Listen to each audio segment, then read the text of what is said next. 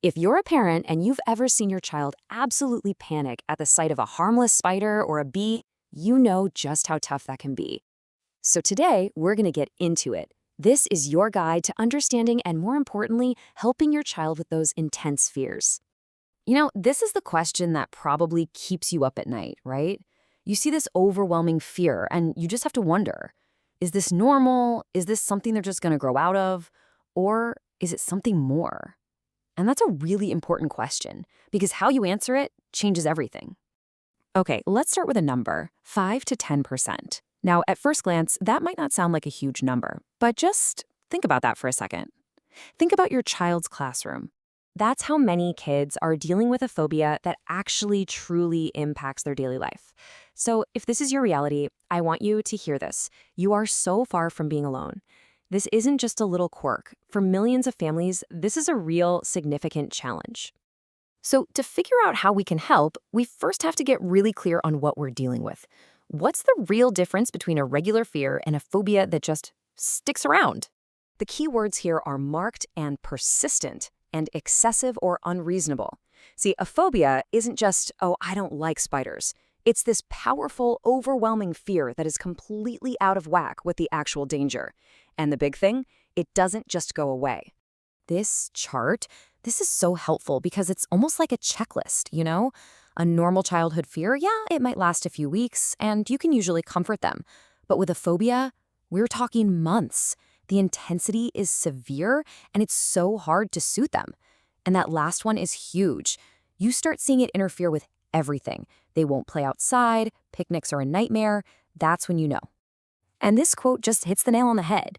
We all know an earthworm can't hurt us, right? But for someone with a phobia, that logical part of the brain just gets shut down. The feeling of danger is absolutely 100% real to them. The fear just completely takes the driver's seat. So where on earth does a fear this big come from? Well, research shows it usually boils down to one of three main things. It could be a direct bad experience, like getting a painful sting. Or it could be learned. They see you jump on a chair when a spider appears, and they learn, whoa, that must be really dangerous. Or it can even be from what we tell them, constantly warning them about scary bugs. A lot of the time, it's a mix of all three. Okay, this brings us to something really, really important. It's one of the most common things we believe about these fears, and honestly, it can be one of the most harmful. Gosh, this quote from a parent, it's just heartbreaking because you hear it all the time. We hope, we cross our fingers that time will just fix it. But the tough truth is, specific phobias, especially of insects and spiders, are known for being incredibly stubborn. They usually don't get better on their own. And just waiting and seeing, it's not a harmless strategy. An untreated phobia can literally shrink a child's world. It chips away at their quality of life, it can make it hard to focus at school, and believe it or not, it can even be a warning sign for other mental health challenges later on. So tackling this isn't about coddling them, it's about setting them up for a healthier future. Okay, so if waiting doesn't work, what does? Well, this is the good part. The news here is incredibly hopeful. There are amazing treatments out there, including one that is unbelievably efficient. 90%. Just let that number sink in for a minute. That number is pure hope for so many families. So what is that 90%? That is the success rate for something called one-session treatment, or OST. It's a type of therapy that has been shown to be a total game changer for kids with phobias. 90% of kids who do it see major improvement. It's incredible. So you're probably thinking, how can one session be that powerful? Well, it's not magic, it's just really, really focused. The first meeting is all about planning. Then comes the treatment session itself. It's a single, intensive meeting. It can be up to 3 hours long, where a therapist very safely and gradually helps the child face their fear. It's designed to create a real breakthrough moment. Now, I get it. For some kids, the idea of facing a real spider, even with a therapist, it's a non-starter. And that is where technology is opening up some seriously cool new doors. So you've probably heard of virtual reality, VR, where you put on a headset and you're in a whole new digital world. Augmented reality, AR, is a little different. With AR, you're still seeing the real world around you, your own room, your own hands, but digital things like a spider are placed into that real view. It's a blend of real and virtual. And this is just revolutionary for therapy. Why? Because the therapist is in complete control. They can start with one tiny virtual spider that doesn't even move and slowly ramp it up. It's totally safe. A virtual bug can't bite. And maybe most importantly, a kid who would bolt from a real spider might just be brave enough to face a virtual one.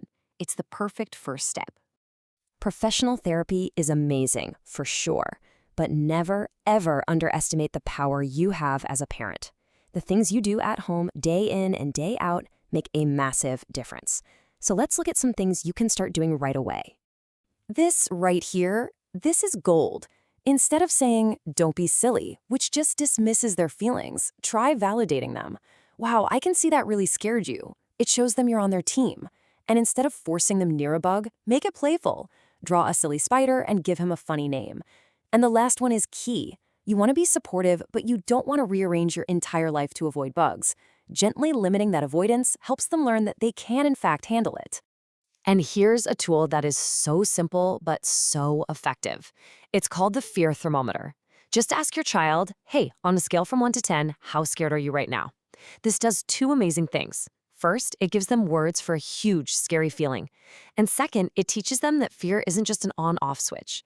A 3 feels very different from a 9, and realizing that gives them back a sense of control. So in the end, whether it's in a therapist's office with a cool AR headset or just you and your child with a flashlight checking for spiders, the message is the same. A phobia can make a child feel incredibly alone, but it doesn't have to be a journey they take by themselves. When you decide to face it with them, it stops being their problem and becomes our mission. And really, that might just be the most powerful therapy there is.